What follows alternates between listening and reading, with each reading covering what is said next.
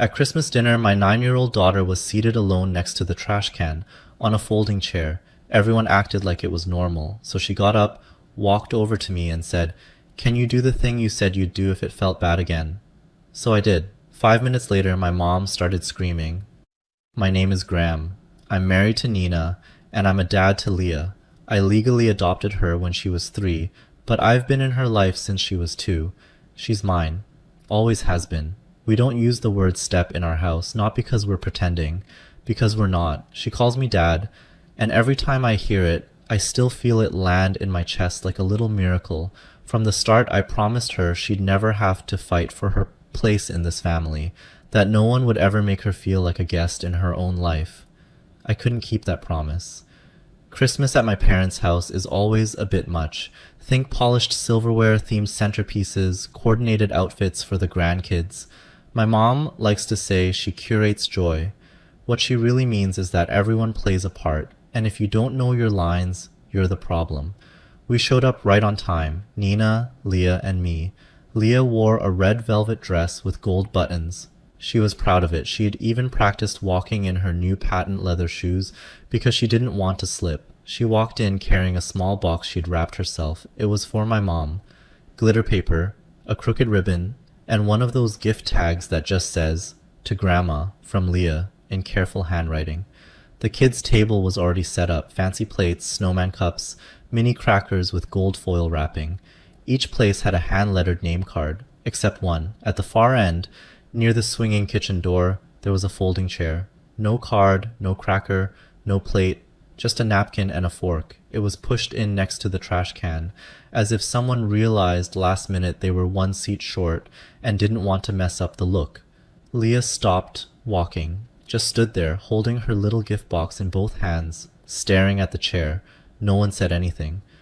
My mom called across the room, "Oh good, you made it. We were just about to start." Nina's hand slid into mine. Her grip was tight. Leah sat down, quietly, smoothed her dress, and tucked the gift under her chair. I watched her try to smile when Jenna's twins shouted something across the table. She didn't answer, just looked at her plate like maybe that would keep her from crying. I didn't say anything right away. I just watched. I watched my sister take pictures of her kids in their matching sweaters. I watched my mom show off the floral centerpiece she made from scratch. I watched my dad drink his wine and look everywhere except at Leah.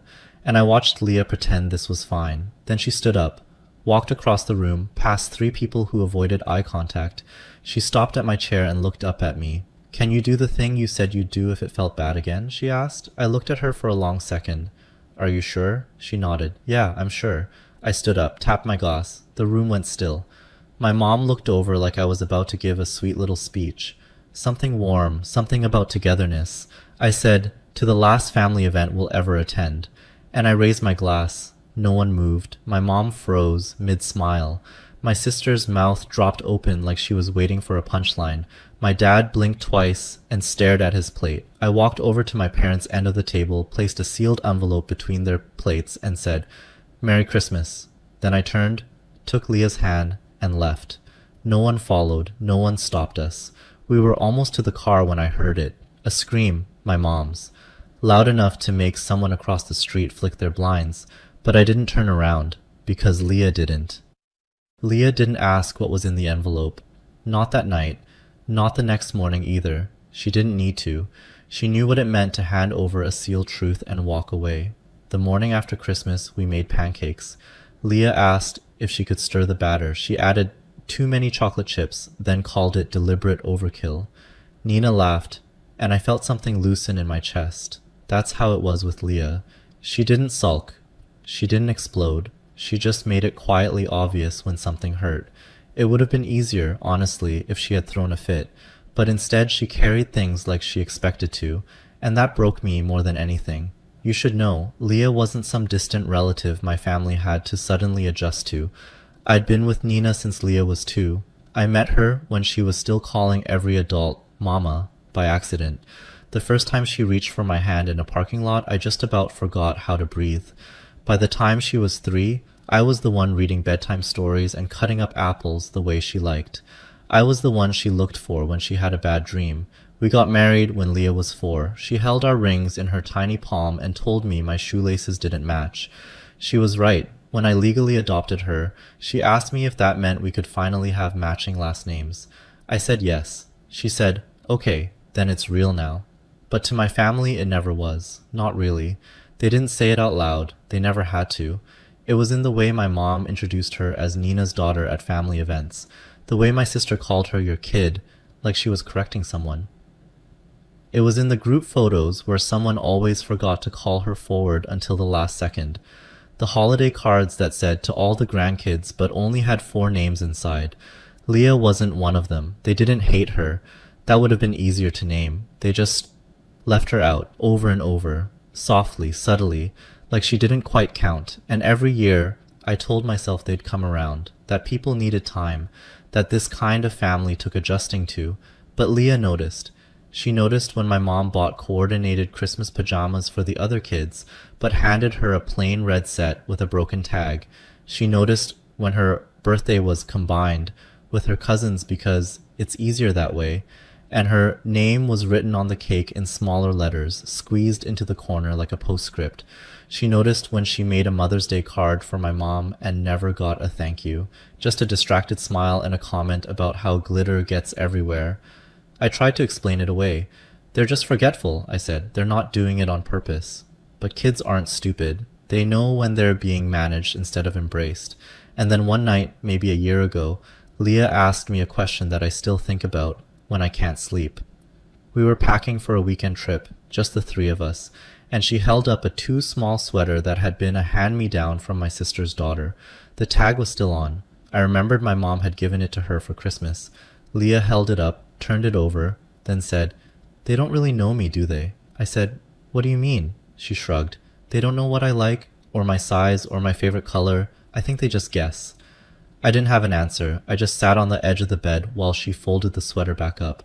Then she looked at me and said, "Is it like I'm not really your kid to them?" I don't think I've ever felt more like a failure as a father than I did in that moment. That night, I promised her something. I told her that if she ever felt unwelcome again, truly unwelcome, she could tell me and I'd handle it, that she didn't have to shrink to fit someone else's version of family, that she wouldn't have to ask twice. She just had to say the word, and this Christmas she did, which brings me back to the envelope. Inside there was a photo, one from the day her adoption was finalized. She was wearing a blue sundress and holding a stuffed turtle. Nina took the picture while Leah sat on my lap outside the courthouse. We both had chocolate smudges on our mouths from the donuts she insisted on getting afterward. On the back of the photo, I'd written, "This is the day we became a family. You just never treated her like it." Beneath the photo, there was a letter, typed. No yelling, no insults, just truth. I told them I had noticed everything, that Leah had too, that I wasn't asking for apologies anymore. I was drawing a line. That if they couldn't love my daughter like family, then they didn't deserve to keep calling me theirs. Then came the invoices. I attached a breakdown, a literal spreadsheet, contributions to joint gifts she wasn't named on, decorations and food for family events where she sat on the sidelines, checks to help cover their heating bill last winter after they'd accidentally left Leah out of the family Christmas card, donations to cousin birthday parties she wasn't invited to. I ended it with this: "You used my money to fund a version of this family that didn't include my daughter. That ends now." Nina didn't read it ahead of time, not because I kept it from her, but because she trusted me to say what needed to be said, and Leah never asked what it said. She just trusted me to mean it. We didn't hear anything for the rest of the day. No texts, no missed calls, no dramatic follow-ups, just silence. But I knew that wouldn't last. At first there was nothing, no texts, no phone calls, no "are you okay" or "can we talk?" Just silence, which, if you know my family, was almost funny. These are the same people who once created a spreadsheet to organize dessert contributions for Thanksgiving. The same people who text in all caps when someone forgets a birthday. Silence from them was a strategy. I told myself it might stay that way, that maybe they finally understood what the letter meant, but of course they didn't. It started about a week later. I was sitting at the kitchen table when I got a Venmo request from my sister, $450. The caption just said, "Birthday for Owen, everyone pitching in, same as last year. Owen is her son. He's turning 10. We hadn't been invited to his party. I knew that because Leah had seen the photos of the invitation on his class bulletin board, wrapped candy canes, gold font, a dinosaur in a party hat, the kind of invite you don't forget to send by accident. Still, they asked for money. I didn't respond. I didn't pay it. I didn't even decline. I just left it there. 3 days later, my mom emailed Nina, not me, Nina. The subject line was, "Just a reminder." Inside was a note that said they hadn't received our usual contribution toward the winter heating bill. My parents live in the same house I grew up in, and for the past few years, I'd been quietly helping with their utilities. Never made a big deal about it. Just sent the money every January and October. I thought I was helping. Apparently now it was expected. Nina didn't answer. She just forwarded it to me and said, "I guess your mom's finally talking to us." I didn't reply to that either. Then came the texts, first from my sister. "Hey, just wondering if you guys are still coming to Dad's birthday? Want to get a head count for the cake?" Then, "I assume Leah still likes vanilla? Or does she eat cake now?" I stared at that one for a while. The next morning, my phone buzzed with a message from my mom. "Graham, I don't know what the letter was about, but this is getting ridiculous. Leah is welcome. She always has been. You're making a mountain out of a molehill." Molehill. She really said molehill. That was the word she used for a child being seated by a trash can on Christmas. I didn't answer. I wanted to. I wanted to send a photo of Leah's face at that table. I wanted to list every year, every slight, every time they looked through her like she wasn't real. But I didn't. I've learned that the people most determined to misunderstand you will always find a way. Instead, I stayed quiet, and the silence started to unnerve them. 2 weeks later, we got a card in the mail. It was addressed to Leah. Inside was a photo of her and my parents at a pumpkin patch from years ago. She must have been 5. My mom had written on the back, "You'll always be family. Love, Grandma." No apology, no context, just a photo and a sentence that tried to rewrite the past. Leah opened it at the table. She looked at it for a long time, then turned it over again. She didn't ask what it meant. She just said, "I don't think she ever called me that before." That night, I sat down with her and said, "You don't have to respond. You don't have to do anything." She nodded. "I know." She didn't hang it on the fridge. She didn't put it in her drawer. She left it on the counter and went to bed. Then, a few days later, it escalated. There was a knock at the door. Nina looked through the peephole and turned to me, wide-eyed. "It's your mom." I opened the door just far enough to step outside and close it behind me. She smiled like nothing had happened, like we were neighbors catching up after a long trip. "I just wanted to see Leah," she said. I didn't say anything.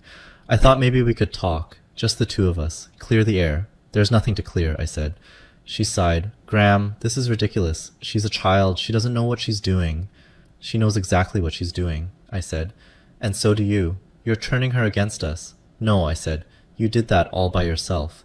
She tried to push past me, said something about being her grandmother, about having a right to speak to her.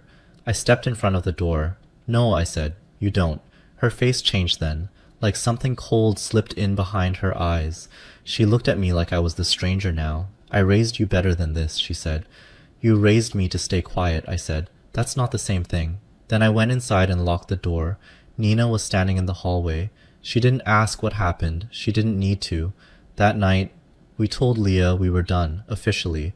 No more events, no more messages, no more maybe next time or just let it go. She didn't argue. She just said, "Good." And that was it. But it wasn't really. Because something was coming, something none of us saw coming, and it would make everything else look like the warm-up act. We thought we were done, after Christmas, after the letter, after the Venmo requests, the guilt trips, and the photo in the mail, after my mother showed up at our door, pretending nothing had happened, after Leah said good with so much clarity I could barely breathe. We thought that was the end. Then Eric showed up, Leah's biological father. I hadn't seen him in 7 years. Not since the custody hearing where he lost all parental rights, permanently and irrevocably. It wasn't even a close case. There was a restraining order at one point, then a judge's ruling, then silence. He hadn't called, hadn't written, hadn't tried to see Leah. As far as I knew, he didn't even know where Nina and I lived. That was the entire point. And then one Thursday afternoon, I opened the front door because I thought a package had arrived, and he was standing on the porch. Older, rougher, same look in his eyes, like the world owed him something and he'd come to collect. Eric? I said, already stepping halfway out and pulling the door behind me. He smiled, or something close to it. Heard you've been pretending you're her dad. My stomach dropped. I don't know who told you where we live, I started. Your mom, he said. Like it was casual, like it was normal. Said she reached out for the good of the family. Said she thought Leah might need her real father. I didn't punch him. I didn't shout. I just stood there stunned, while my hands curled into fists. You have no rights, I said. None. This conversation shouldn't even be happening. I've got rights if I want 'em, he said. And if I don't, well, maybe you'd rather keep it that way. It wasn't a threat. Not directly, but it landed like one. He glanced past me toward the front window. She here? I stepped fully out and closed the door behind me. You need to leave. He crossed his arms. Look, I'm not trying to start something. I just think it's fair I get to see her, or be compensated for stepping aside. There it was, the real reason. Nina opened the door just a crack and looked out. When she saw him, she froze. Her hand went to her chest like she'd been punched there. Leah came down the stairs behind her, holding a book. She saw Nina's face and stopped. Go back upstairs, Nina said quietly. Right now. Eric didn't see her. Thank God. I stepped forward. You need to leave this property. Or what? So I called the police. They showed up in under 10 minutes. Long enough for him to keep talking. Long enough for him to say things I won't repeat. Long enough for Leah to hear enough through the floorboards to ask later, is that man going to take me away? I sat down on the edge of her bed that night, held her hand, showed her the adoption certificate again. Your name is on this. Mine is. The judge's is. His isn't and never will be. Nina and I filed for a protective order the next day. We printed of everything. Old court rulings, emails, texts. We included the details from the police report. The judge granted it immediately. When I told my parents, I wasn't calm. I didn't pretend to be. I sent them a single message. You put Leah in danger. This isn't just about feelings anymore. It's about safety. You made your choice. So did we. They didn't respond. But a week later, Jenna sent a message. Can't believe you destroy your own family over a mistake. I just deleted it and blocked her number. Then we listed the house. Didn't make a big announcement. Just started packing. Leah didn't ask why. She just started folding her clothes into boxes and labeled them herself. She wrote, books I love on one, jackets I hate on another.